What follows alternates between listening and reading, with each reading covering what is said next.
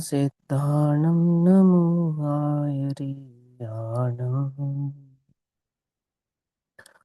नमो वज्रायाणं नमो लोये सवसाहूनं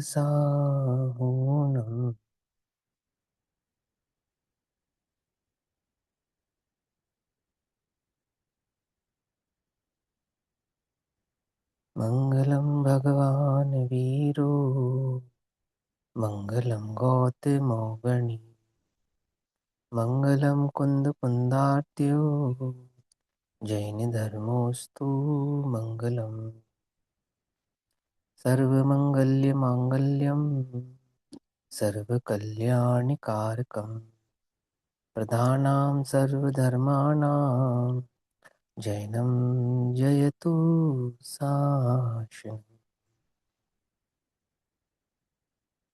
सर्वव्यापीकचिद्रूप स्वरूपाय परात्मने स्वोपलब्धिप्रसिद्धाय ज्ञानानन्दात्मने नमः।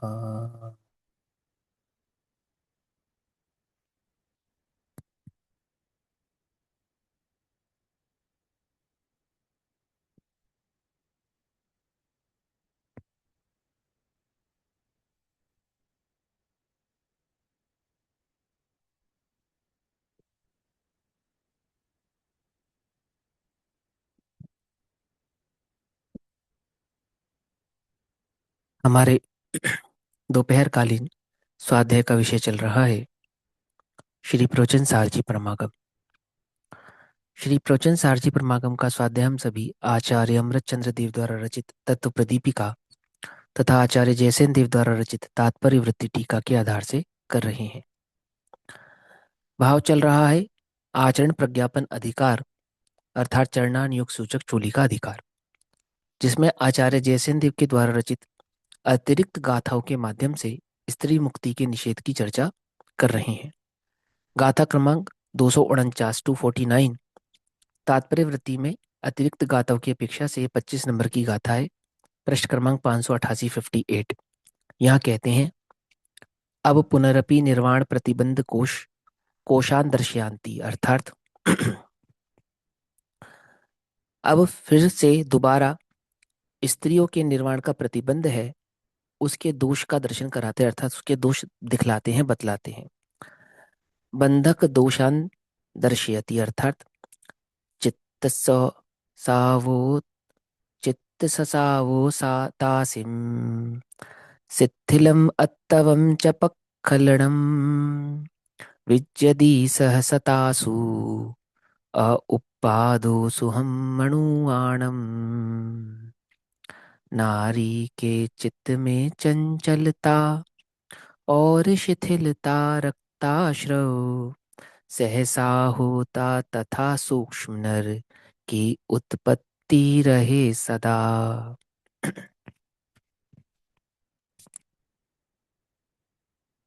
स्त्री पर्याय से मुक्ति के निषेध के संदर्भ में अतिरिक्त 25 नंबर की गाथा में आचार्य जयसेन देव समझाते हैं कि नारियों का चित्त सदा चंचल बना रहता है। चंचल माने चंचल जो राग द्वेष भय आदि के परिणाम है, इस सब कषाय संबंधी परिणामों में चंचलता कहलाते हैं। चंचलता माने उछल कूद का परिणाम बना रहता है, हंसने गाने का परिणाम बना रहता है, साज श्रृंगार का परिणाम बना रहता है, ऐसा नहीं। कषाय संबंधी परिणाम को भी चंचल परिणाम ही कहते हैं। अंतरंग में जो सदैव एक भय की वृत्ति बनी रहती है, अपनी देह के प्रति भय की वृत्ति बनी रहती है ना, लोक की मर्यादा की भय की वृत्ति बनी रहती है, और राग द्वेष आदि के जो स्वभाव और मान कषाय माया कषाय का जो स्वाभाविक भाव बना रहता है, उसे चंचल वृत्ति कहते हैं। शुद्धोपयोग के लिए इस अपने चित्त का स्थिर होना अनिवार्य है, ठीक है ना, निर्भय होना अनिवार्य है, जो नारियों के संभव नहीं है, ये समझा रहे। एक तो छोटे छोटे प्रश्न है ना, बस इतना ही उत्तर है उनका, तो भैया एक जितने भी चीज जो भी पूछ, प्रश्न है। मैं पूछ, जिस चंचल होता है उनका स्वभाव, तो उससे ध्यान तो होता ही नहीं होगा नारियों हाँ, क्षणिक हो सकता है ना। निचली भूमिका में प्रत्येक जीव का स्वभाव चंचल ही होता है। निचली जो भूमिका होती है, निचली भूमिका में नारी की क्या बात है, पुरुषों का भी चंचल होता है स्वभाव। कषाय से आसक्त जो परिणाम होगा, चित्त होगा, वो चंचल ही होगा। क्योंकि यहाँ तो गुणस्थान ही छोटा है, नारियों का गुणस्थान ही निम्न रहता है, चौथा पांचवा मैक्सिमम। और उस चौथे पांचवे गुणस्थान के अंतर्गत जो पुरुष जन होंगे, उनका स्वभाव भी चंचल ही होगा उस काल में तो। हाँ, लेकिन चंचल से निश्चंचल स्वभाव को पाने की योग्यता पुरुषों में है और नारियों में नहीं है, इतना अंतर है बस। अभी जो प्रश्न है, दो चार प्रश्न है, उनका उत्तर भी मैं बतला देता हूँ। एक ही उत्तर है कि भैया तुम अपने को पर्याय से भिन्न जानकर इसका इस संबंध चर्चा को समझोगे या सुनोगे तो समझ में आएगा। पर्याय के साथ एकत्व भाव धारण करके करोगे तो समझ में ही नहीं आएगा। हमें इस चर्चा को करते हुए कम असहजता है, क्योंकि हमारा एकत्व नहीं है नारी पर्याय के साथ। लेकिन नारियों को सुनने समझने और कहने में थोड़ी सी अंतरंग में भाव है। क्यों? क्योंकि उस पर्याय के साथ एकत्व है। सीधी सी बात है ना, है ना। लेकिन पर्याय के साथ एक के धारण करने पर तत्व समझ में नहीं आएगा, सिद्धांत समझ में नहीं आएगा। कोई ना कोई भूल रहेगी अंतरंग में, कचास रहेगी अंतरंग में। जिसका पर्याय के साथ गहरा एकत्वपना होगा, उसे न शुद्धोपयोग समझ में आने वाला है, न सम्यक दर्शन की विधि समझ में आने वाली है। पर्याय से भिन्न अपने वस्तु स्वरूप की दृष्टि करे तो बात है।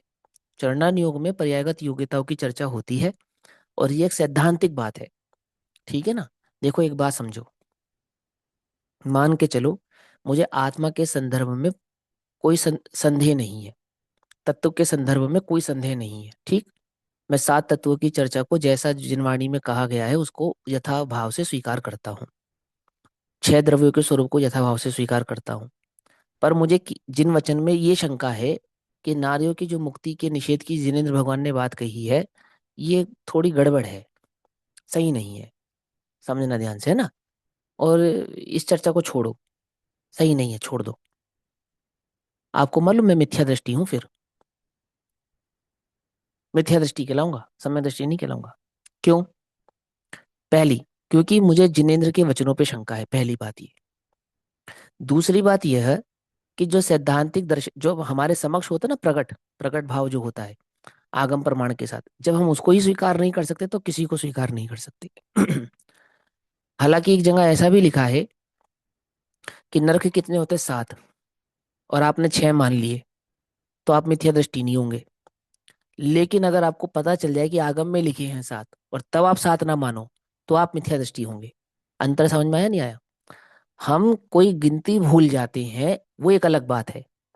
क्षेषम ज्ञान की कमी के कारण 26 स्वर्गों की जगह 16 मान लिए जावे, 16 की जगह 14 कह दिए जावे, पांच अनुत्तर विमान या ग्रेविक आदि को की काउंटिंग में ऊपर नीचे हो जावे, 14 राजू लोग को 13 राजू लोग कह दे हम, तो मिथ्या दृष्टि नहीं होंगे। लेकिन यदि मुझे पता चल जाए कि आगम में 14 राजू लोग लिखा है और 14 राजू होता है, 13 नहीं होता, और तब भी स्वीकार ना करूं मैं, तो ये तो छोटी सी बात है ना, इससे तत्व का क्या लेना देना। एक राजू ऊपर नीचे सही, क्यों? कि एक राजू ऊपर नीचे सही तब तो सही है जब आप भूल गए हैं, है ना। लेकिन जब प्रमाणिक है, सामने है बात, और तब आप स्वीकार नहीं कर रहे हैं, तब सही नहीं है, तब आप मिथ्या दृष्टि ही है। क्या फर्क पड़ेगा? छह द्रव्यों को तो छह ही मान रहा हूं ना, सात तत्वों को तो सात ही मान रहा हूँ, नौ पदार्थों को तो नौ ही मान रहा हूँ, शरीर से आत्मा को भिन्न ही मान रहा हूँ, आत्मा का लक्षण ज्ञान दर्शन वाला ही स्वीकार कर रहा हूँ। और निज चैतन्य के आश्रय से मुक्ति होती है, पर के आश्रय से नहीं होती, इसमें भी त्रुटि नहीं कर रहा हूँ। तो क्या फर्क पड़ता है यदि मैं इस बात पे अड़ जाऊं कि नहीं 13 राजू होता है 14 राजू नहीं होता? हम्म। तो बोले ये अप्रयोजनभूत होता हुआ भी मिथ्या दृष्टि होने का संकेत देता है। कुछ बात समझ में आती है नहीं आती है? क्या कहा? वो जैसी सैद्धांतिक बात है उसे वैसा स्वीकार कर लेना चाहिए बस, है ना। उसको उसी तरीके से समझना चाहिए। हाँ, कोई प्रश्न है, कोई गहरा प्रश्न है, अंतर में कोई बात समझ में नहीं आ रही है, अटक रही है ना, कोई बात सेट नहीं हो रही है, सैद्धांतिक तरीके से सेट नहीं हो रही है, कषाय के भाव से सेट नहीं हो रही है, तो पूछो, है ना। लेकिन अस्वीकार अस्वीकार करने योग्य नहीं है। ठीक है ना, ऐसा। तो देखो यहाँ कहते हैं स्त्रियों के चित्त में चंचलता और उसमें शिथिलता होती है। शिथिलता होती है माने उपयोगी की स्थिरता होने के लिए, है ना, जैसा परिणाम चाहिए वैसा परिणाम, वैसा कषाय रहित परिणाम नारियों का हो सकता नहीं है। देखो पंचम गुण स्थान की वृत्ति तो पुरुष और नारी दोनों की समान ही रहेगी। जैसे एक गुण स्थान, एक कषाय चौकड़ी के अभाव रूप पुरुष है और नारी है, तो गुण श्रेणी निर्जरा दोनों की समान है। समझ में आई बात? इसी प्रकार से पंचम गुण स्थानवर्ती पुरुष और नारी है, तो दोनों की गुण श्रेणी निर्जरा समान है। पकड़ में आती है ना बात, पकड़ में आती है। बंध विच्छुत्ति जितनी पुरुष को रुकेगी उतनी नारियों को रुकेगी, हीन अधिक नहीं होगी। पंचम गुण स्थान में, जैसे हम मार्गणा स्थानों में गुण स्थान की मार्गणा पढ़ते हैं ना, तो पंचम गुण स्थानवर्ती कितने जीव हैं, तो नारी पुरुष और तिर्यंच को अलग अलग नहीं गिनेंगे। क्या कहा? जब हम कहेंगे पंचम गुण स्थानवर्ती कितने जीव हैं, तो वहां नारी पुरुष और तिर्यंचों को अलग अलग नहीं गिनेंगे, एक साथ गिनेंगे। समझ में आई बात? और करण लब्धि का जो स्वरूप समझाया जाता है, वो भी कैसे समझाया जाता है? चारों गतियों की जीवों को एक साथ लेकर समझाया जाता है। नारकी, देवता, त्रियंच और मनुष्य, और उसी प्रकार से मनुष्यणी, त्रियंचणी और देवांगनाएं, सबको एक साथ लेकर वो करण लब्धि का स्वरूप समझाया जाता है। जो तीन करण की बात चलती है ना, व्याधिकरण, अप्रवृत्तिकरण आदि की बात, वो सब समान रूप से होती है। ये तर्क किस लिए दे रहा हूं मैं आपको, कि पंचम गुण स्थान या चौथे गुण स्थान में जो होने वाली चित्त की चंचलताएं हैं, वो दोनों ही पुरुष और नारी की समान है। परंतु अब पंचम गुण स्थान का उल्लंघन करके जो छठे गुण स्थान, सातवें गुण स्थान में प्रवेश होगा, उसके लिए जो स्थिरता चाहिए, उस स्थिरता की योग्यता की यहाँ बात चल रही है। आती बात पकड़ में? शील पाहुड़ की गाथा क्रमांक 30, 28, 29, 30 ऐसे होगी, आप देखना शील पाहुड़ की। तो उसमें इस भाव को समझाया। वहां पे ऐसा थोड़ी का नारियों की मुक्ति के निषेध की बात कही। वहां पे अल्पायु के पुरुष, माने 8 बरस से नीचे का बालक, चाहे स्त्री हो चाहे पुरुष हो, तिरंज गति के जीव, देव, नारकी और नारी, और सबकी सबकी समान योग्यता की अपेक्षा से वहां पे चर्चा की है, सबको काउंट किया है। ठीक है ना? तो यहाँ ऐसी बात नहीं समझना जैसे हम पर्यायगत योग्यता त्रियंचों की समझते हैं और सहजता से समझते हैं। कोई आपत्ति है किसी को? त्रियंचों के मोक्ष नहीं होता? कोई प्रॉब्लम है किसी को कि नहीं भैया मोक्ष छोड़ो, शुद्धोपयोग भी नहीं होता? कोई दिक्कत? कि कोई प्रॉब्लम नहीं है। नारियों के मोक्ष नहीं होता, शुद्धोपयोग नहीं होता, इसमें क्या प्रॉब्लम है? बात समझ में आई?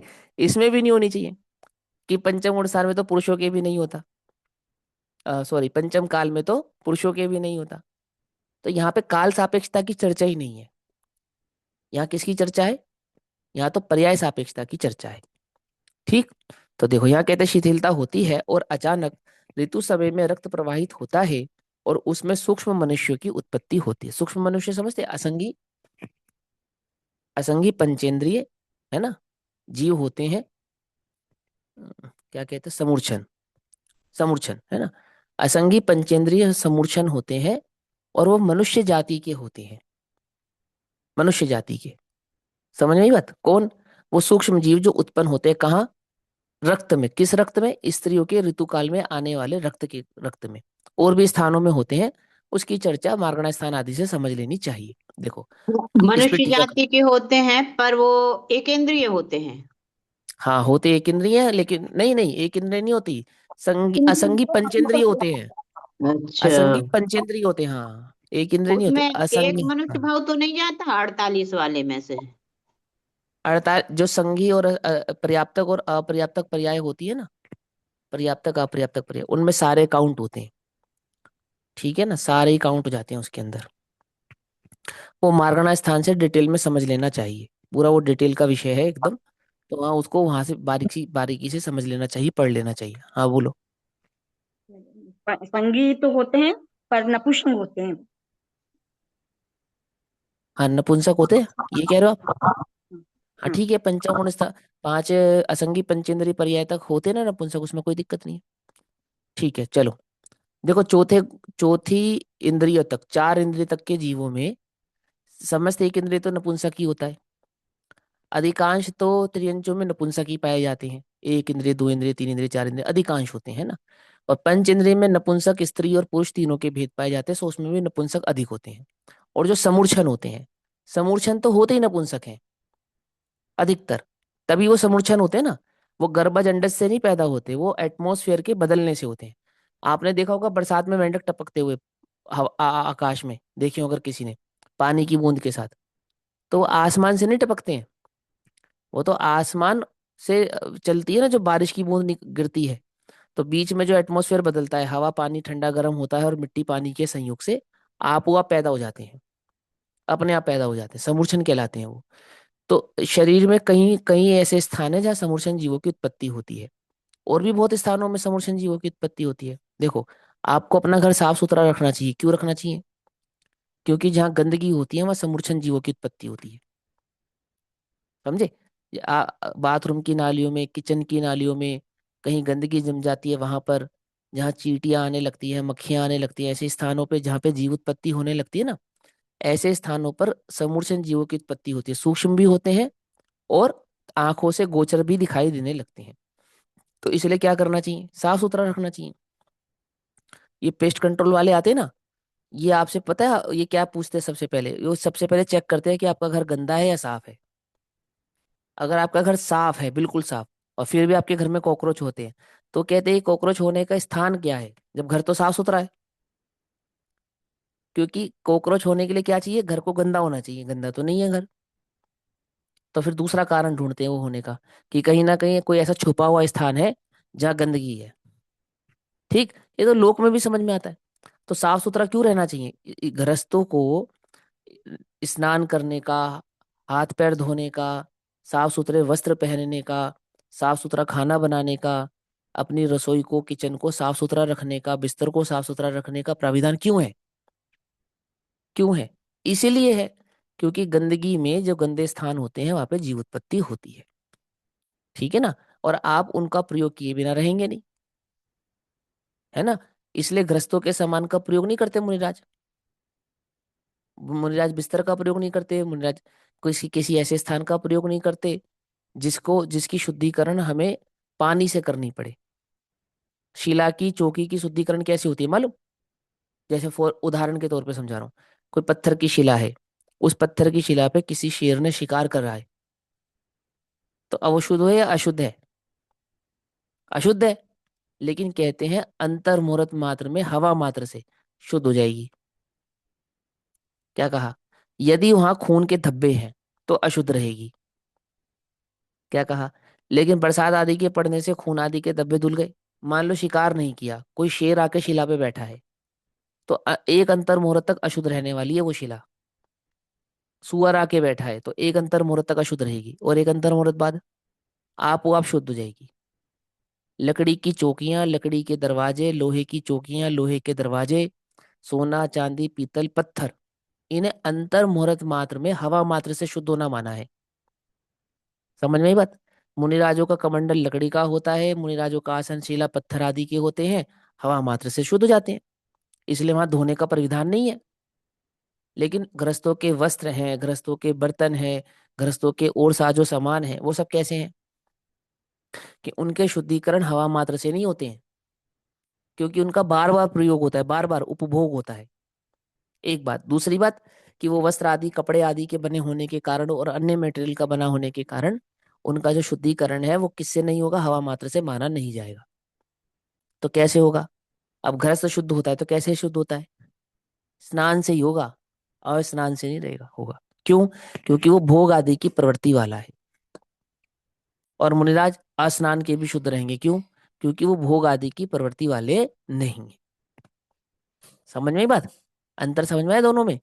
और भोग आदि की प्रवृत्ति नहीं होने पर भी किसी किसी स्थान पर मुनिराजों के स्नान की बात भी आई है। ठीक है ना? तो कब आई है? कि कोई विशेष कारण ऐसे बनते हैं मुनिराजों को जहां स्नान करना पड़ता है। ठीक, चलो अब देखो यहाँ क्या कहते हैं। अब पुनः निर्माण के बाधक दोषों को दिखलाते हैं। ये सारी बातें क्या समझाने के लिए थी? ये बातें ये समझाने के लिए थी कि गृहस्थों को शुद्धि से क्यों रहना चाहिए। क्योंकि गंदगी के स्थानों में क्या उत्पन्न होता है? जीव उत्पन्न होते हैं। अब ऐसा न, पुरुष का जो रुधिर है, तो इसमें जीव उत्पत्ति नहीं होती क्या? इसमें भी होती है। ऐसा थोड़ी इसमें नहीं होती है। पुरुषों के शरीर में कोई घाव हो जाए, कट जाए, रक्त निकलता हो, पीव निकलती हो, मवाद बनती हो, तो क्या क्या नहीं कर सकते? आहार नहीं दे सकते, भगवान का जिन मंदिर में अभिषेक नहीं कर सकते। समझ में बात? पुरुष नहीं कर सकते कब? जब शरीर में किसी इस प्रकार का अंग कट गया हो, विच्छेद हो गया हो, खून निकलता हो, रुधिर बहता हो, मवाद बहती हो। क्यों? क्योंकि वह जीव उत्पत्ति के स्थान है, हिंसा के स्थान है। समझ में आई बात कि नहीं समझ में आई? तो खाली स्त्रियों की बात नहीं है, एक और बात समझो। ये शरीर के अंदर खून बह रहा है ना, तब तक इसमें सूक्ष्म केंद्रीय जीवों की उत्पत्ति है। लेकिन जब ये शरीर से बाहर निकलता है और हवा का संयोग होता है, तब तब इसमें समूर्छन जीवों की उत्पत्ति होने लगती है। किस किस के? स्त्री के भी, पुरुष के भी। समझ में आई बात? है ना? चाहे वह स्त्री हो, चाहे वह पुरुष हो, दोनों के उत्पन्न होंगे। जैसे श्रीपाल, श्रीपाल को कोढ़ हो गया, उसके साथ 700, श्रीपाल के साथ 700 व्यक्ति और थे, जीव और थे, जो कोढ़ी थे। तो वो कोढ़ी जीव क्या नहीं कर सकते? मंदिर में प्रवेश नहीं कर सकते, भगवान का अपने हाथों से अभिषेक नहीं कर सकते, पूजन आदि की सामग्री नहीं छू सकते। क्यों? हमें तो जुगुप्सा कषाय जीतनी चाहिए ना, कि नहीं जीतनी चाहिए? गलानी नहीं करनी चाहिए ना, कि गलानी की वजह से थोड़ी। वो जीव उत्पत्ति के स्थान है, हिंसा के स्थान है, इसलिए हिंसा के स्थान होने के कारण वो विवेक ऐसा होना चाहिए कि धर्म और धर्म के उपकरणों का वहां पे क्या नहीं होना चाहिए, क्योंकि वो अहिंसा के स्थान है। जिन मंदिर अहिंसा का स्थान है, जिन प्रतिमा अहिंसा की सूचक है, ठीक है ना, जिन जिन शास्त्र आदि उपकरण अहिंसा के सूचक है, तो वो उसको नहीं छूते। क्यों नहीं छूते? इस विवेक के कारण कि अभी इस शरीर की प्रवृत्ति हिंसक हुई हुई है। बात पकड़ में आती है नहीं पकड़ में आती है ना? गृहस्थ जो स्नान नहीं करता है, पसीने से मलमूत्र से लिप्त रहता है ना, ना कई प्रकार के दोष होते हैं, तो हिंसा के स्थान होने के कारण उसे जो स्वच्छता के स्थान है, जिन मंदिर जो है पूजा के स्थान है, उपकरण पूजन सामग्री के उपकरण है, उन्हें छूने का निषेध है, छूना नहीं चाहिए। पकड़ में आ गई बात सभी के? रोग आदि के काल में क्यों नहीं छूना चाहिए? क्योंकि रोग आदि के काल में आप शुद्धि आदि का सही प्रकार से पालन नहीं कर सकते, इसलिए नहीं छूना चाहिए। मुझे बहुत कफ बन रहा हो, खांसी आती हो बार बार, कफ आ रहा हो, क्यों? तो बोले वो जो कफ है ना, वो जीव उत्पत्ति का स्थान है। जब वो हवा के संयोग में आता है ना, तो उसमें जीव उत्पत्ति होती है। जैसे दाल और दही मिलाने से क्या उत्पन्न होता है? समूर्छन जीव की उत्पत्ति होती है। कब? दाल और दही मिलाने से नहीं होती, लेकिन दाल और दही जब एक घाटी में उतरती है, गले में आती है, यहाँ समूर्छन जीव की उत्पत्ति होती है। समझ में आई लार बात के है जी? संयोग से होती है। लार के संयोग से कहते हैं कुछ लोग, कोई बात नहीं, लार के संयोग से होती है। तो जब लार का संयोग होता है तब उत्पन्न होती है। समझ में आई बात नहीं समझ में आई? है ना? तो समूर्छन कैसे उत्पन्न होता है? संयोगों से उत्पन्न होता है। तो जब जैसा संयोग बनता है, ऐसे रुधिर आदि हवा के संयोग से क्या करते हैं, इसमें समूर्छन जीवों की उत्पत्ति होती है।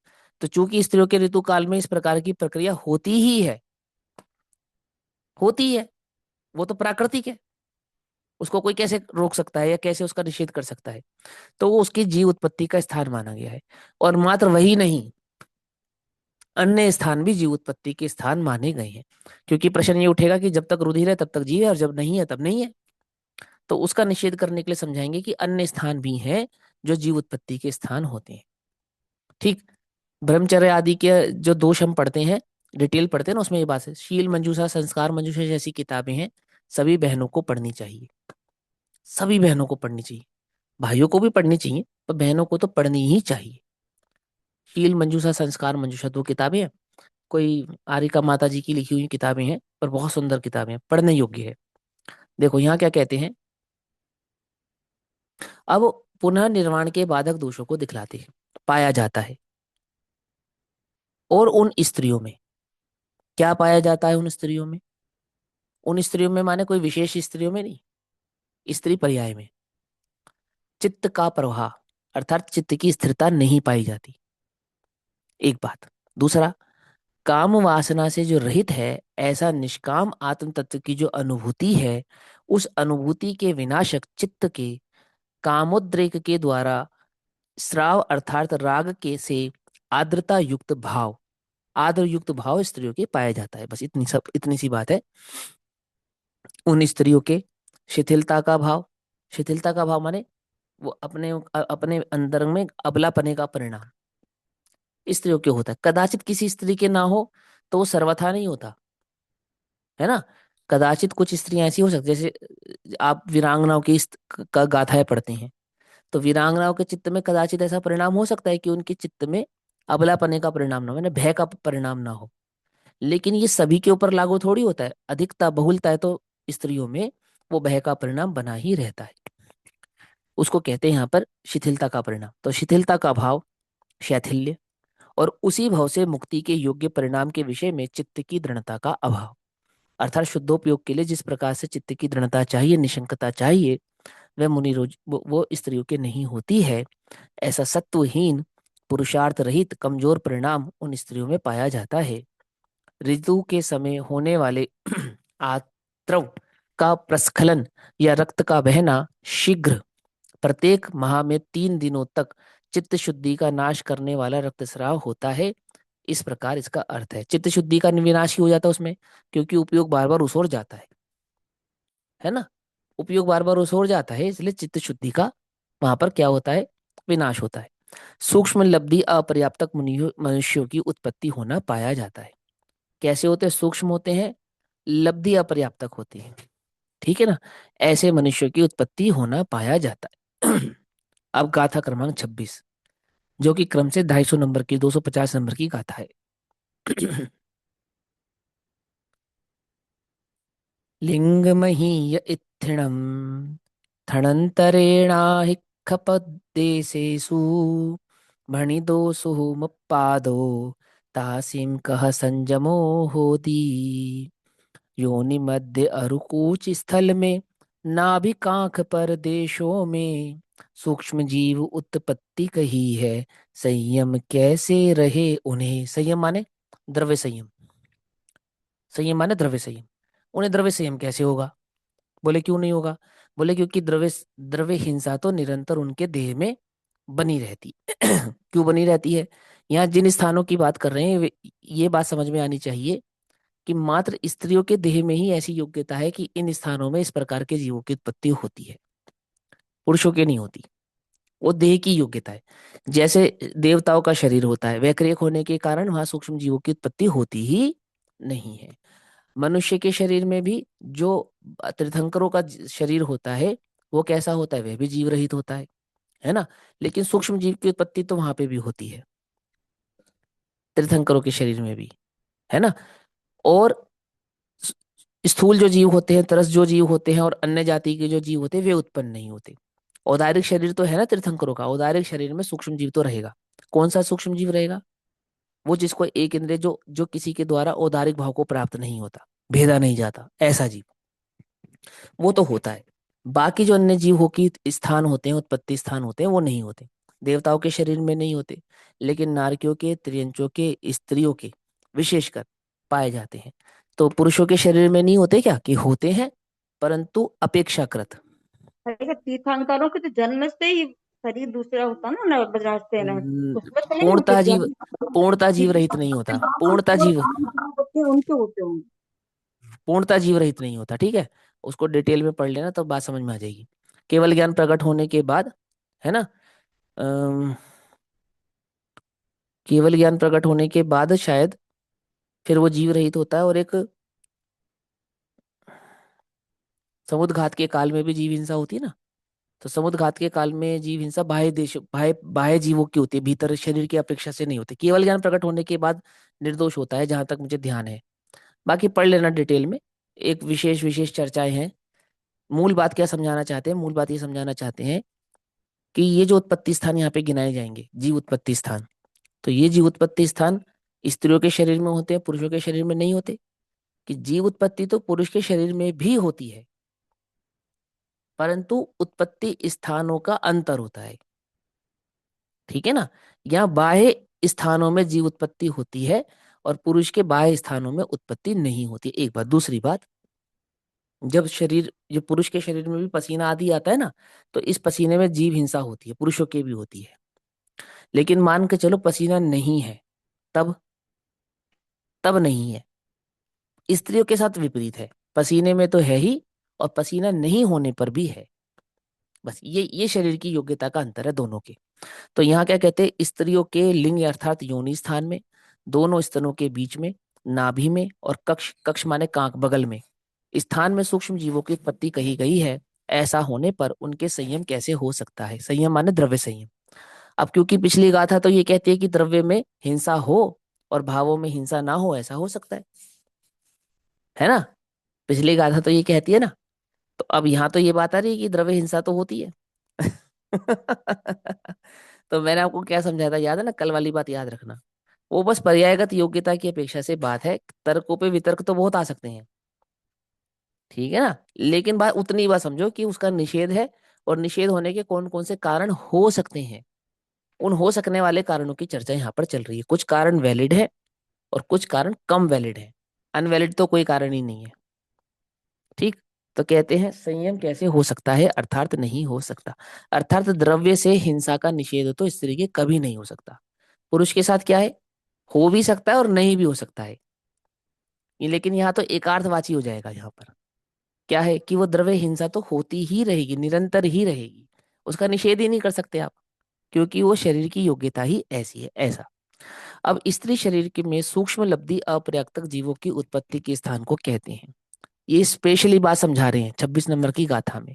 25 नंबर की गाथा के बाद 26 नंबर की गाथा में ये बात इसलिए समझा रही हैं क्योंकि एक तर्क है इन दोनों के बीच में। कि आपने 25 नंबर की गाथा में ये कहा है कि रुधिर में जीव उत्पत्ति होती है लब्धि अपर्याप्तक जीवों की। तो जब रुधिर नहीं होगा तब, तो इन स्थानों में वो उत्पत्ति रहेगी, इसलिए ये तर्क दिया है।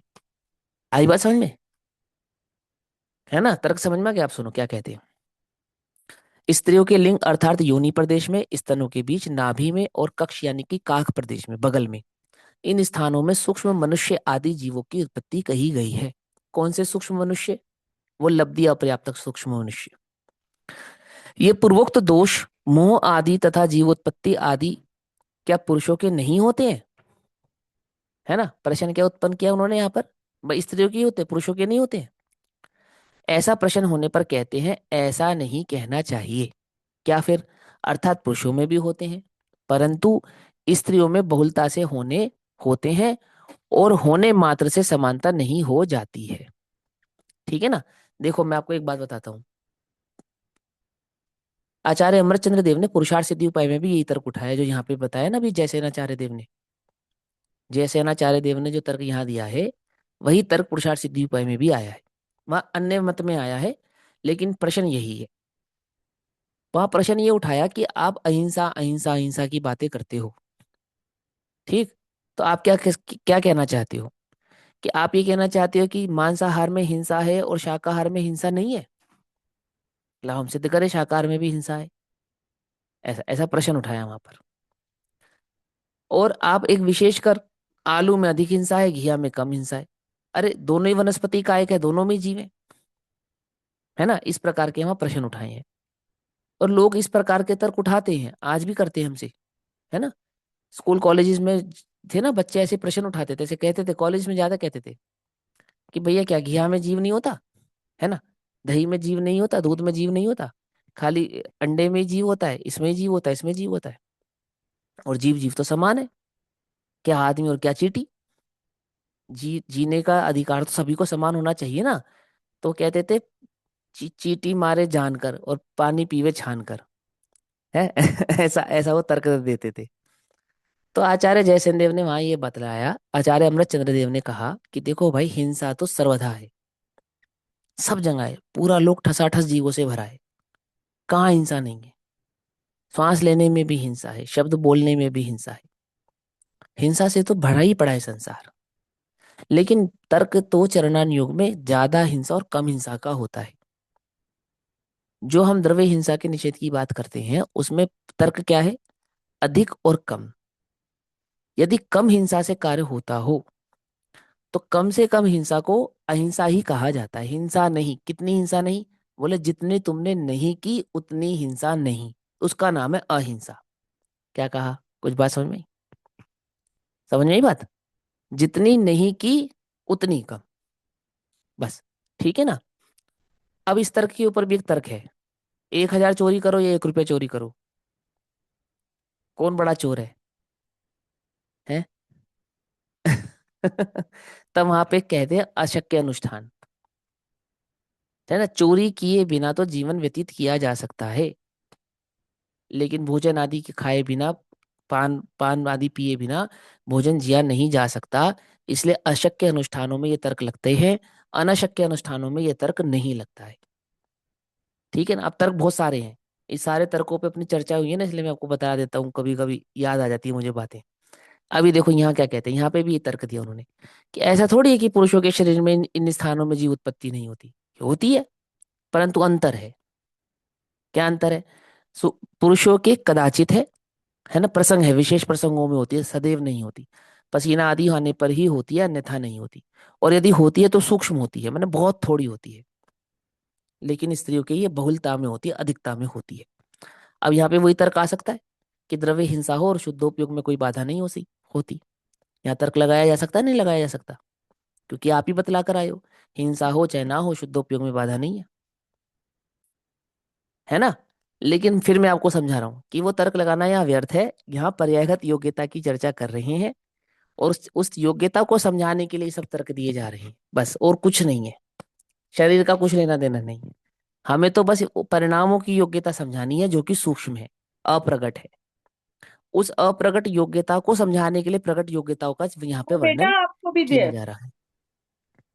इनको अनार छील रही हूँ मैं, ले लो अनंत।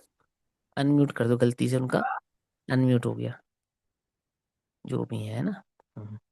हाँ, तो देखो क्या कहते हैं, एक के विष कणिका मात्र है और दूसरे के विष का पर्वत है, माने इतना अंतर है। रेशियो में बता रहे, हिंसा में इतना अंतर है। पुरुष के देह में कणिका मात्र है और स्त्री शरीर में पर्वत समान है। तब दोनों में क्या समानता है? समानता नहीं हो सकती है ना। अर्थात कुछ भी समानता नहीं, बल्कि पुरुषों के प्रथम वज्र ऋषभ नाना सहनन। अब ये मेन अंतर है, ये मूल अंतर है, सैद्धांतिक अंतर जो है। ठीक है ना। तो कहते हैं बल्कि पुरुषों के प्रथम वृषभ वज्र ऋषभ नाराज सहनन के बल से दोष को नाश करने वाला, मुक्ति के योग्य ऐसा संयम विशेष होता है। इस कारण से उनके अर्थात स्त्रियों के संयम कैसे हो सकता है? अर्थात नहीं हो सकता। अर्थात देह की योग्यता को भी अगर हम मुख्य करते हैं, तो पुरुष पर्याय में उस प्रकार की देह की योग्यता तो प्राप्त होती है जो साक्षात शुद्धोपयोग रूपी मोक्ष का कारण बनता है, परंतु स्त्रियों को इस प्रकार का देह प्राप्त नहीं होता। तो बोले क्यों नहीं होता? तो उस पर्याय की योग्यता समझाने के लिए तर्क दिया कि उस पर्याय की योग्यता ऐसी है कि वहां इस प्रकार की आपको शक्ति ही प्राप्त होने वाली नहीं है। जैसे पुरुषों को शक्ति प्राप्त नहीं है 9 महीना पेट में बच्चा रखने की, बोलो। स्त्रियों को है। तीर्थंकर भी जन्म लेते हैं स्त्रियों के माध्यम से लेते हैं, पुरुषों के माध्यम से नहीं होता, है ना। तो वो दोनों के देह की अलग अलग बनावट, संरचना और उनकी योग्यताएं हैं। तो नामकर्म की प्रकृति किसको कौन सी मिलेगी, ये उसके परिणामों पे डिपेंड करेगा, है ना। और परिणामों के अनुसार गति मिली, गति के अनुसार देह मिला। तो परिणामों के अनुसार गति और देह मिली, तो परिणामों का फल का भुगतान है ना वहां पर। कोई जीव तिरंज गति में गया, तो तिरंज गति का भुगतान जो वो कर रहा है, अपने परिणामों का फल भोग रहा है। बात पकड़ में ही नहीं आई, है ना। इसी प्रकार स्त्री पर्याय क्या है, वो परिणामों का फल है। और उस परिणामों के फल से प्राप्त होने वाली योग्यता सहज ही ऐसी है कि वो उस प्रकार की भावना योग्यताओं को प्राप्त नहीं कर पाती है। इसमें परेशान होने वाली कोई बात ही नहीं है कि भैया अब हमें स्त्री पर्याय का निषेध वो करना है, क्या वो छेद करना है ना। तो स्त्री पर्याय का छेद कैसे करते हैं? और पुरुषों को तो स्त्री पर्याय का छेद नहीं करना ना। क्यों? जो पुरुष वर्ग है, उसे स्त्री पर्याय का छेद करना है या नहीं करना है? क्योंकि वो तो पुरुष बन चुका, अब तो कभी स्त्री नहीं बनेगा, है। तो एक अलग प्रोपोगेंडा और है, देखो उल्टा नहीं पकड़ना, ध्यान से समझना। बाजार में है ये प्रोपोगेंडा कि स्त्री पर्याय का विच्छेद करो, स्त्री पर्याय का विच्छेद करो। मोक्ष सप्तमी का व्रत करते हैं स्त्री पर्याय का विच्छेद करने के लिए, अरे भाई। और पुरुष क्यों नहीं करते? क्योंकि उन्हें तो स्त्री पर्याय विच्छेद करने की आवश्यकता ही नहीं है। तो वो तो कितनी बड़ी भूल में है वो जीव, उसे पता ही नहीं है, ना जिरागम की खबर है, ना वस्तु स्वरूप की खबर है, ना मार्गना स्थानों की खबर है। पुरुषों को स्त्री पर्याय छेदने का विकल्प नहीं होना चाहिए, है। उन्हें पता होना चाहिए कि भैया ये तो ये भाव मिला है, अगले भाव में फिर मिल जाएगी वही पर्याय, क्या दम है उसमें? बात पकड़ में ही नहीं। तो स्त्री पर्याय विच्छेद करने का कोई विशेष पुरुषार्थ नहीं होता। जो पुरुषार्थ पुरुषों के लिए है, वही पुरुषार्थ स्त्रियों के लिए, अर्थात जीव मात्र के लिए एक पुरुषार्थ है, क्या? तत्व अभ्यास। तत्व अभ्यास पूर्वक, भेद ज्ञान पूर्वक निज चैतन्य भगवान आत्मा का अनुभूति पूर्वक सम्यक दर्शन की प्राथमिक भाव को प्रकट करे, एकमात्र पुरुषार्थ। दूसरा पुरुषार्थ करना ही व्यर्थ है। वे स्त्रियां बहुत धोखे में हैं जो स्त्री पर्याय विच्छेद का कोई विशेष पुरुषार्थ कर रही हैं। ध्यान रखना, उल्टा नहीं पकड़ना। बहुत धोखे में है, कुछ नहीं होने वाला। करणानियों को पढ़ा हो तो तुम्हें पता चले कि स्त्री पर्याय कितनी मिलनी है, लिमिटेड, और जितनी मिलनी है उतनी मिलनी ही मिलनी है। ना अधिक होने वाली है, ना ज्यादा होने वाली है, कम होने वाली है। पुरुषों के साथ भी यही नियम है। उनका नियम कोई बदल गया है ऐसा थोड़ी। तो क्या करें कि जो पर्याय मिली है उस पर्याय में अपनी योग्यता को जानकर, पहला सबसे योग्यता क्या पहचाने भैया अपनी? पहले ये समझना कि मुझे सम्यक दर्शन है या नहीं, पहले ये पहचानो। ये पहले पहचानो, मेरा सुख मेरा कल्याण किस में है? स्त्री पर्याय के विच्छेद में, या आत्म स्वभाव को जानकर उसका अनुभव करने में? किस में है कल्याण? हम्म। एक पर्याय का विच्छेद अनंत संसार है, अनंत पर्याय अनंत संसार का विच्छेद अनंत सुख है। क्या कहा? फिर बोलो। एक पर्याय के विच्छेद की भावना तो अनंत संसार है, परंतु अनंत संसार के विच्छेद की भावना के पीछे अनंत सुख बैठा है। और अनंत संसार का विच्छेद स्त्री क्या और पुरुष क्या, जीव मात्र को करना है। पकड़ में आती है बात, नहीं पकड़ में आती है? मेरा पुरुषार्थ और आपका पुरुषार्थ अलग अलग नहीं है। तीर्थंकर की माता का और तीर्थंकर का पुरुषार्थ अलग अलग नहीं होता, एक ही पुरुषार्थ होता है। समझ में आई बात, नहीं समझ में आई? तो पर्याय आदि विच्छेद करने का कोई पुरुषार्थ नहीं, एक तत्व को समझने का पुरुषार्थ है। हम क्यों पढ़ रहे हैं? वो तो सिद्धांत बात समझाने के लिए कि अंतरंग में किसी प्रकार का ग्रहित मिथ्यात्व नहीं रहना चाहिए। ये वास्तव में ग्रहित मिथ्यात्व का निषेध है, ये समझो आप। ना स्त्रियों के प्रति द्वेष है और ना किसी पर्याय की विशेष की चर्चा करना है। ये जो स्त्री चंडाल आदि के मुक्ति के निषेध की चर्चा होने वाली है, हो रही है ना, सिर्फ और सिर्फ गर्हित मिथ्यात्व के निषेध के लिए हो रही है। गर्हित मिथ्यात्व का पोषण ना हो आपके चित्त में, उसका निषेध करने के लिए। क्यों? क्योंकि अध्यात्म का पक्ष रखने वाले जीव गर्हित मिथ्यात्व का कब पोषण कर जाते हैं, उन्हें स्वयं ही पता नहीं चलता। कि कैसी बात करोगे ग्रहित का, कि हाँ, अग्रहित की तो बात ही क्या। अध्यात्म के सूक्ष्म स्वरूप को नहीं पहचानने वाले कितने गर्हित मिथ्या दृष्टियां आपको पता ही नहीं है, भरे पड़े हैं श्लोक में, भरे पड़े हैं। कि अजैन होंगे, अरे जैन। कि मित्र पक्ष के होंगे, मुमुक्षु स्वाध्यायी, घृत मिथ्यात्व का पोषण करने वाले। मालूम? वो अध्यात्म के पक्ष की गहराई को नहीं जानते ना। एक बात हमेशा समझो, आचार्यों ने एक बात कही, देखो, एक होता है प्रमाण और एक होता है न्याय। एक होता है प्रमाण और एक होता है न्याय। आप न्याय को डालो अध्यात्म की कोटि में, समझो ध्यान से, और प्रमाण को डालो आगम की कोटि में। ठीक? प्रमाण बिना का न्याय और न्याय बिना का प्रमाण कैसे है? अधूरे हैं, अधूरे, कुछ नहीं है। प्रमाण बिना का न्याय झूठा, और न्याय बिना का प्रमाण सो झूठा। दोनों व्यर्थ हैं, कोई काम के नहीं है। प्रमाण और न्याय को जानकर ही क्या हो सकता है? वास्तविक वस्तु स्वरूप को जाना पहचाना जा सकता है। जो अध्यात्मवादी न्यायों में उलझे हुए हैं ना, न्यायों के पक्षों में बैठे हैं, एकांतिक पक्षों में बैठे हैं, और प्रमाण का विषय अंतर में जानते ही नहीं, ज्ञात ही नहीं है, सब घृत मिथ्यात्व का पोषण कर रहे हैं, और खूब अच्छे से डंके की चोट पे कर रहे हैं। उन्हें खुद को ही नहीं पता कि वो क्या कर रहे हैं। बात पकड़ आती ना दिया? हम यहाँ निषेध करते हैं अन्य लिंगी सिद्धा का, करते नहीं करते? वहां कहते हैं वो तो तुम राम रहीम को मानो तो भी सम्यक दर्शन हो जाएगा, आत्मा से होता है, वो तो आत्मा के आश्रय से होता है। देशना लब्धि प्रमुख होती है, ये बात उनको लगती नहीं है अंतरंग में। किनको? जिन्हें प्रमाण का विषय भली प्रकार से ज्ञात नहीं है, समझते नहीं है, और नयों की परिपाटी में भी एक नए के पक्षपाती हैं। एक नए के पक्षपाती, वो देशना लब्धि को कुछ समझते ही नहीं है। उनके लिए क्या है देशना लब्धि? कुछ नहीं है, जीरो। देवशास्त्र गुरु का आश्रय क्या है उनके लिए? जीरो। सच्चे देवशास्त्र गुरु का आश्रय लेना चाहिए, नहीं लेना चाहिए? कि नहीं, चैतन्य का आश्रय लेना चाहिए? और जिसने चैतन्य का आश्रय ले लिया, उनके पास मालूम क्या तर्क है? बोलो भैया, नर्क के नारकियों के पास कहाँ देवशास्त्र गुरु का आश्रय है? लवण समुद्र में जो त्रियंत सम्यक दृष्टि है, वो कहाँ देवशास्त्र गुरु का आश्रय लिए बैठे हैं? तर्क है उनके पास। सही है ये गलत है? बोलो। अब तुम्हें लब्धि का स्वरूप ज्ञात हो तो तुम्हें समझ में आए। तो मैं स्वरूप ही ज्ञात नहीं है। और चैतन्य के आश्रय से होता है। सात तत्वों के स्वरूप को समझे बिना जीव और पुद्गल के बीच की भिन्नता को नहीं जान सकता। तो आप तो पंडित बनाना चाहते हो उसे। अरे हम उसे महापंडित बनाना चाहते हैं, पंडित नहीं। मालूम महापंडित किसे कहते हैं? है, अरहंतों को कहते हैं महापंडित, केवल ज्ञानियों को।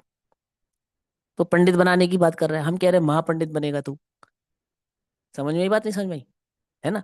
वो गहराई से समझना है ना। अब देखो यहाँ कहते हैं 251 नंबर की गाथा,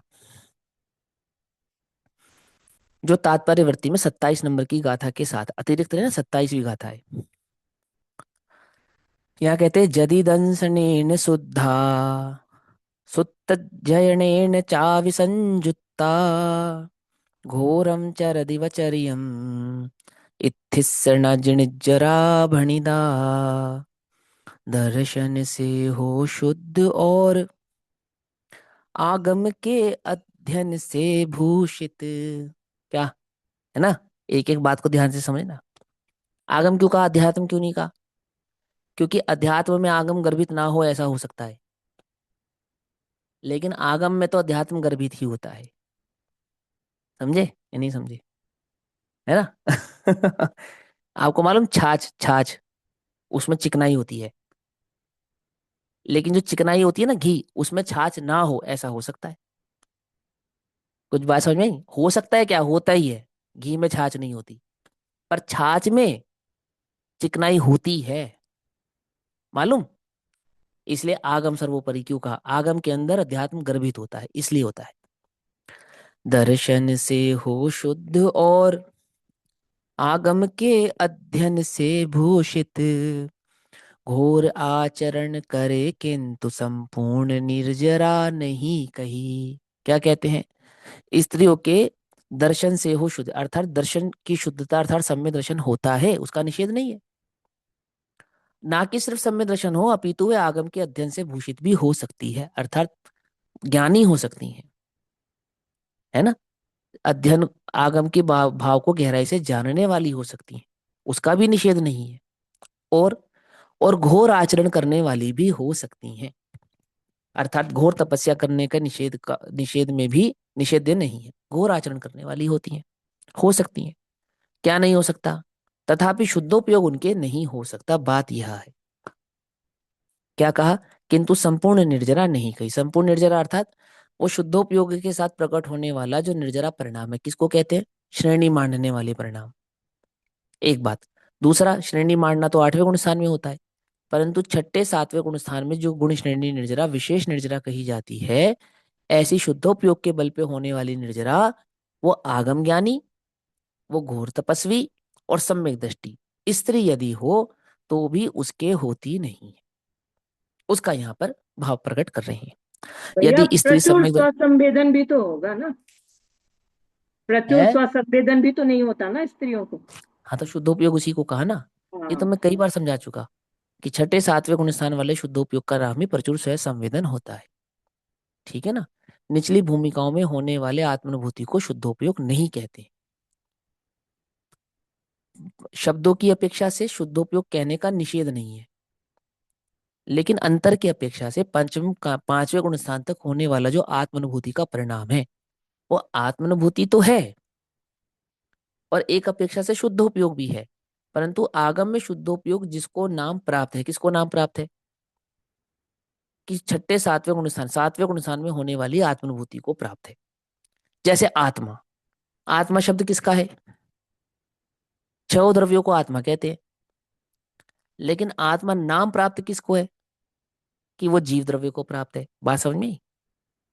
ऐसे ही शुद्धोपयोग किसको कहते हैं? कि आत्मानुभूति को शुद्धोपयोग कहते हैं, लेकिन फिर भी शुद्धोपयोग संज्ञा नाम प्राप्त किसको है? वो 7वें गुण स्थान में होने वाली आत्मानुभूति को प्राप्त है। पकड़ में ही बात? हाँ चलो। यदि स्त्री सम्यक दर्शन से शुद्ध हो, आगम के अध्ययन से भी सहित हो तथा घोर चारित्र का भी आचरण करती हो, तो भी स्त्री के संपूर्ण निर्जरा की निर्जरा नहीं कही गई है। अर्थात शुद्धोपयोग क्या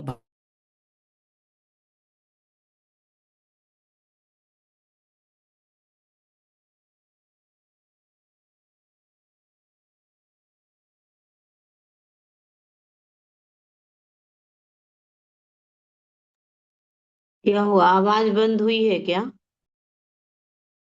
हाँ जी बंद हुई। पहले का हाँ नेट हाँ हाँ, चला गया। नेटवर्क नहीं है शायद। आएगी अभी। हाँ हाँ, वो कुछ प्रॉब्लम ऐसी चल रही है आजकल ना। हाँ तो अभी आ गई ना। तो उनकी संपूर्ण निर्जरा नहीं कही गई है। अब यहाँ आचार्य जयसेन देव टीका करके भाव समझाते हैं। और यहाँ पे प्राकृत भक्ति की गाथा 6 और गौमठ सार की गाथा 32 का भी हवाला देते हैं। तो आगम का हवाला देते हैं, मतलब आचार्य जयसेन देव ये बात समझा रहे हैं कि ये कोई आचार्य जयसेन देव की मान्यता नहीं, अपितु और प्राकृत भक्ति आदि की गाथाओं के रेफरेंसेस देकर अपनी बात का पुष्टिकरण कर रहे हैं। यहाँ कहते हैं, अब स्त्रियों के उसी भाव में मुक्ति के योग्य समस्त कर्मों की निर्जरा को निषेध करते हैं। यद्यपि दर्शन अर्थात सम्यक्त्व से शुद्ध है, 11 अंग रूप सूत्रों के अध्ययन से भी संयुक्त है। कि 11 अंग की, हाँ, स्त्रियां 11 अंग तक के पाठी हो सकती है मैक्सिमम, इसके ऊपर नहीं जाती, है ना। 11 अंग का पाठी कौन कौन हो सकता है? अभवी भी हो सकता है ना। और स्त्रियां भी हो सकती है, भवी स्त्रियां भी हो सकती है, सम्यक दृष्टि स्त्रियां भी हो सकती हैं, उसका निषेध नहीं है। 11 अंग की पाठी सूत्रों के अध्ययन की संयुक्त है। घोर पक्षोपवास अर्थात 15 दिवसीय उपवास तथा मासोपवास आदि का आचरण करती है। माने 15 दिन और 1 महीने के उपवास आदि करने की शक्ति वाली भी हो सकती हैं। तथापि स्त्री के उसी भाव में कर्मों का क्षय योग्य सकल निर्जरा नहीं कही गई, ऐसा यहाँ पर भाव समझना चाहिए। और कुछ विशेष कहते हैं, जिस प्रकार प्रथम वृषभ नाराज सहनन का अभाव होने से स्त्री 7वें नरक नहीं जाती है, उसी प्रकार मोक्ष भी नहीं जाती है, कहा भी गया है। तो वो उन्होंने सूत्रों का उदाहरण दिया कि स्त्रियों के 7वां नरक नहीं होता और स्वर्ग भी उसके ऊपर का नहीं होता, मतलब 5वें नरक तक ही जाती हैं नरकों में। और स्वर्गों में भी एक विशेष सीमा तक ही जाती हैं। जो पुरुष भाव पुरुष वेद का वेदन करते हुए, जो पुरुष और भाव पुरुष का वेदन करते हुए, ये पुरुष और भाव पुरुष क्या होता है ना। तो देखो एक बात समझो, एक प्रश्न भी था, अपने पास समय भी हो गया, मैं 2 मिनट में समझा देता हूँ। कि जो जन्म हुआ है और जन्म के समय में जो शरीर में द्रव्य अंग प्राप्त हुए हैं, है ना, जिन जिन शरीर के अंगों से हमने ये पहचाना कि ये पुरुष है और ये स्त्री है, ये नपुंसक है, उसको तो कहते हैं द्रव्य भाव वेद, उसका नाम तो कहलाता है द्रव्य वेद। और अंतरंग में स्त्री संबंधी, पुरुष संबंधी और नपुंसक संबंधी परिणामों की जो उत्पत्ति होती है, उन परिणामों को कहते हैं भाव वेद। ठीक है ना। एक प्रश्न है, क्या प्रश्न है? कि भैया कुछ लोग ना सेक्स चेंज का ऑपरेशन करा लेते हैं, तो उन्हें स्त्री माने या पुरुष माने? द्रव्य वेद से तो उत्पन्न हुए पुरुष, और वो द्रव्य का उन्होंने ऑपरेशन करा के और उन्होंने चेंज करके अपने को स्त्री बन गए, कुछ स्त्रियां पुरुष बन गई। अब वो क्या कहलाएंगे, स्त्री कहलाएंगे पुरुष कहलाएंगे? है। तो देखो सुनो, द्रव्य से तो पुरुष जन्मा होगा तो पुरुष ही कहलाएगा। संसार में आने के बाद किन्हीं भी कारणों का निमित्त पाकर कोई भी घटनाक्रम उसके साथ घटा हो, जैसे कोई संघी पंचेंद्रिय जीव उत्पन्न हुआ और दोनों आंखें फूट गई, तो क्या चार चार इंद्रिय कहलाएगा? संघी पंचेंद्रिय कहलाएगा। बहरा हो गया तो क्या 4 इंद्रिय हो गया वो जीव? संघी पंचेंद्रिय ही रहने वाला है। द्रव्य इंद्रिय का अभाव हो जाने से किसी कारण से, या बदलाव हो जाने से, या बदल जाने से उसके द्रव्य का भाव बदलता नहीं है, द्रव्य भाव तो उसका वही रहने वाला है। और जो भाव इंद्रिय है वो, तो भाव इंद्रिय में जो प्रबलता होगी जिस परिणाम की, वही उसका परिणाम कहलाएगा। तो जिन पुरुषों में स्त्री वेद की प्रबलता अधिक होती है, वो स्त्री जैसी उनके आव भाव परिणाम हो जाते हैं। पुरुषों के पुरुष संबंधी होते हैं, नपुंसकों के नपुंसक संबंधी होते हैं। तीसरी बात, तीव्रता मिथ्या दृष्टियों में होती है। तीव्रता सम्यक दृष्टियों में तीव्रता नहीं होती। कैसी तीव्रता नहीं होती? उल्लंघन करे, मर्यादा का उल्लंघन करे, ऐसी तीव्रता नहीं होती। समझ में आई बात? भोगने की शक्ति को तीव्रता नहीं कहते। तीव्रता किसे कहते हैं? जो मर्यादा का उल्लंघन का परिणाम है उसे तीव्रता कहते हैं। कषायों की तीव्रता का अंतर समझ में आया नहीं आया? भोगने की शक्ति उसका नाम तीव्रता नहीं, अपितु किसका नाम तीव्रता? मर्यादा का जो उल्लंघन है उसका नाम तीव्रता है। और तीव्र परिणाम किसके होते हैं? मिथ्या दृष्टियों के होते हैं, सम्यक दृष्टियों के नहीं होते हैं। ठीक है ना। और मिथ्या दृष्टियों के उन परिणामों के कारण उन्हें आमुक आमुक गतियों की प्राप्ति होती है। अब यहाँ जो द्रव्यवेद और भाववेद के अंतर की बात चलेगी, वो यही बात चलने वाली है। धवला आदि के प्रकरण में भी स्त्री मुक्ति, स्त्री मुक्ति की बात आती है अपने छठ खंडागमों में।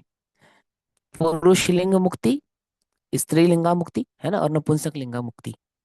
तो श्वेतांबर मत हमारे को यही तर्क देता है कि देखो तुम्हारे धवला आगम में ऐसा लिखा है। क्या लिखा है? कि स्त्रियों की भी मुक्ति होती है, नपुंसकों की भी मुक्ति होती है, और पुरुषों की भी मुक्ति होती है, ऐसा लिखा है।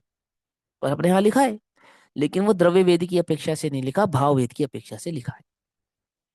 ठीक है ना। और सुनो, 99.999% तो पुरुष वेद भाव वेद से ही मोक्ष होता है। क्या कहा? 99.999%। लेकिन 0.0001% ऐसा भी होता है। कैसा होता है? कि जो अंतिम वेद होता है वो स्त्री या नपुंसक हो अभाव के क्रम में।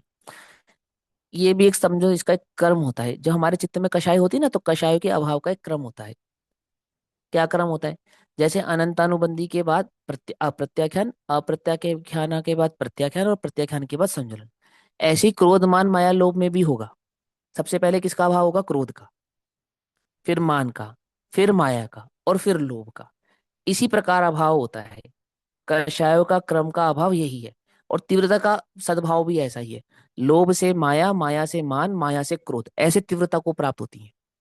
ठीक है ना। और अभाव भी इसी क्रम में होती है। इसी प्रकार से सभी संयोजना भी इसी क्रम में होती है। अनंतानुबंधी से अप्रत्याख्यान, अप्रत्याख्यान से प्रत्याख्यान, और फिर संजुलन। और जब उदित होती हैं तो उदित भी इसी क्रम से होती हैं। संजलन से सीधा अनंतानुबंधी नहीं होगी, बहुत तेजी से होगी, परंतु विसंयोजित होते हुए होगी। अप्रत्याख्यान, प्रत्याख्यान और संजलन, और या फिर संजलन, प्रत्याख्यान, अप्रत्याख्यान और अनंतानुबंधी, ये क्रम होता है। इसी प्रकार 25 कषायों के अभाव में जो 9 कषाय होती हैं, इनके अभाव का भी क्रम होता है ना। हास्य, रति, अरति, शोक, भय, जुगुप्सा, स्त्रीवेद, पुरुषवेद और नपुंसकवेद। हम ये जो क्रम से पढ़ते हैं ना नाम इनके, जैसे मैं आपसे पूछूं 4 कषायों के नाम बताओ, तो आप झट बोलोगे क्रोध, मान, माया, लोभ। तो मान, लोभ, क्रोध, माया ऐसे क्यों नहीं बोलते आप? ऐसे भी तो बोल सकते हो, पर आप ऐसे नहीं बोलते। आपने हमेशा से यही पढ़ा, क्रोध, मान, माया, लोभ। तो क्यों पढ़ा ऐसा? कि वो भाषा की सुगमता के कारण नहीं, अपितु उनके क्रम के कारण। इसी प्रकार 9 कषायों का क्रम क्या है? स्त्रीवेद, पुरुषवेद और नपुंसकवेद सबसे अंत में पढ़े जाते हैं। क्यों पढ़े जाते हैं सबसे अंत में? क्योंकि इनका अभाव भी सबसे अंत में होता है। सबसे पहले किसका अभाव होता है? स्त्रीवेद का। समझे? फिर किसका होता है? नहीं, शायद अभाव में नपुंसक वेद का अभाव पहले होता है, नपुंसक का, स्त्री का और पुरुष का, ऐसे क्रम होता है उनके अभाव होने का। लेकिन लेकिन ऐसा हो सकता है कि अंत में पुरुष की जगह स्त्री भाव का वेद का अंत होवे, अभाव होवे, या पुरुष वेद का अभाव, नपुंसक वेद का अभाव होवे, ऐसा क्रम हो सकता है। बात पकड़ में आ रही है? कषायों के अभाव के क्रम में अंत में जब वेद का अभाव हो, तो 99.99% तो पुरुष वेद का ही होता है। स्त्री संबंधी वेद और नपुंसक संबंधी वेद का अभाव तो पहले हो जाता है। क्यों हो जाता है? क्योंकि जो उन गुण स्थानों को प्राप्त होने वाले जीव है ना, उनकी कषाय स्वभाव से इतनी मंद है, पहले ही अभाव हो चुका है। ब्रह्मचर्य आदि की भावना तो पांचवें छठे गुण स्थान में ही प्रबल हो गई है। और वो इतनी प्रबल हो गई है कि वहां वेद आदि की उत्पत्ति का तो कोई प्रसंग ही नहीं बनता। समझे नहीं समझे? और ये अभाव तो जाता है 9वें 8वें गुण, 9वें 10वें गुण स्थानों में जाकर।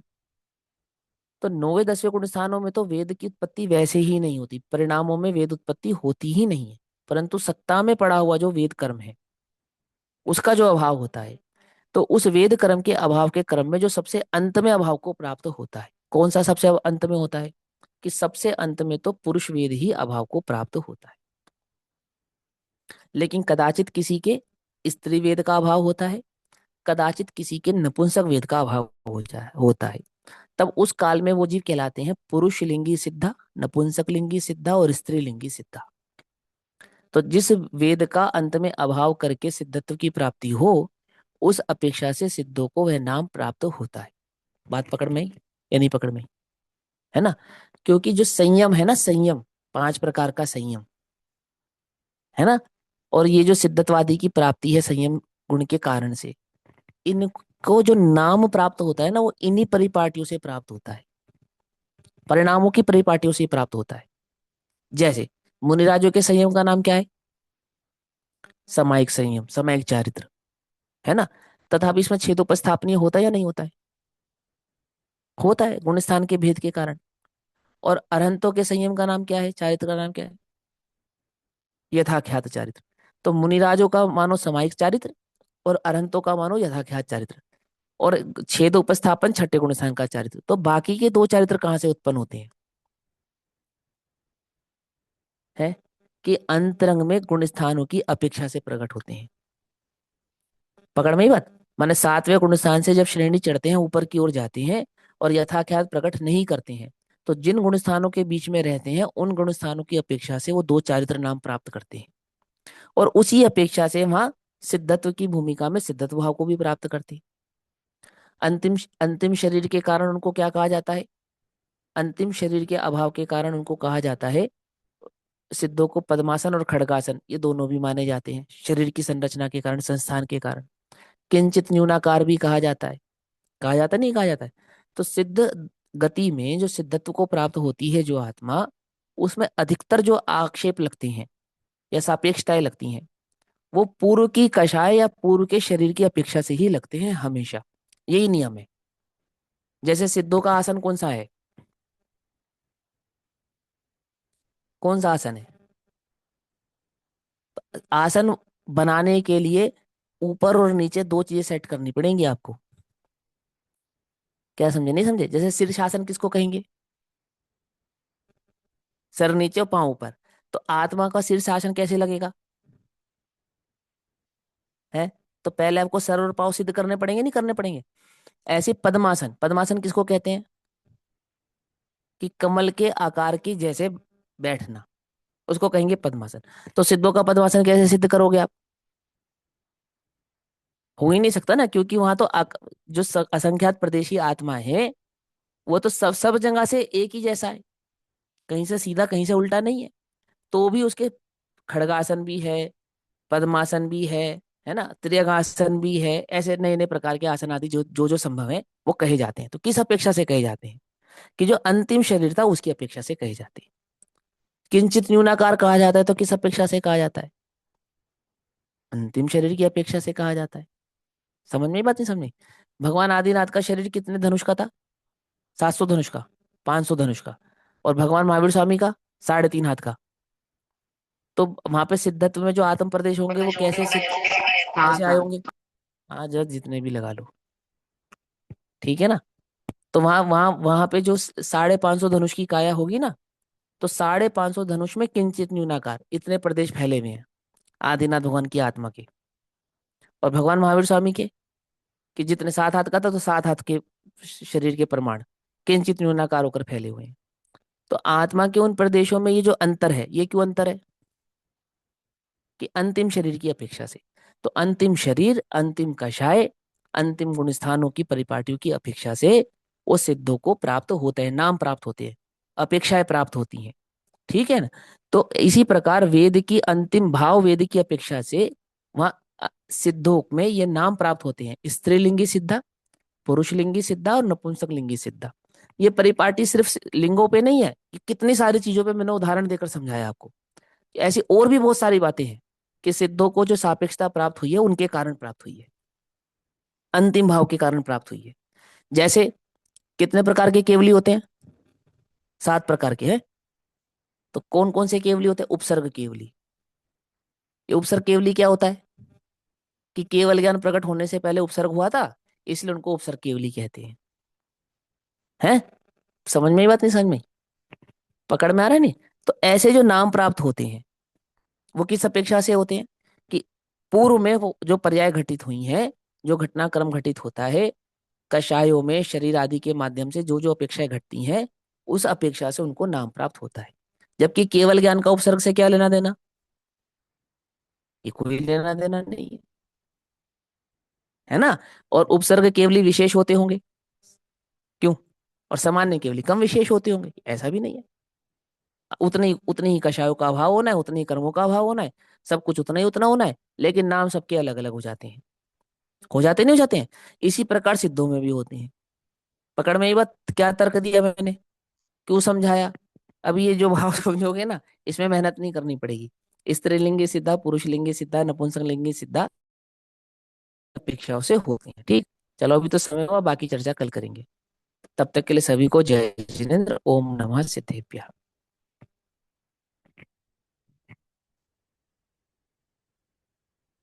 निज निधि निज में बप, यहाँ अनंत कार है, उसके लिए क्षमाणु वंदे।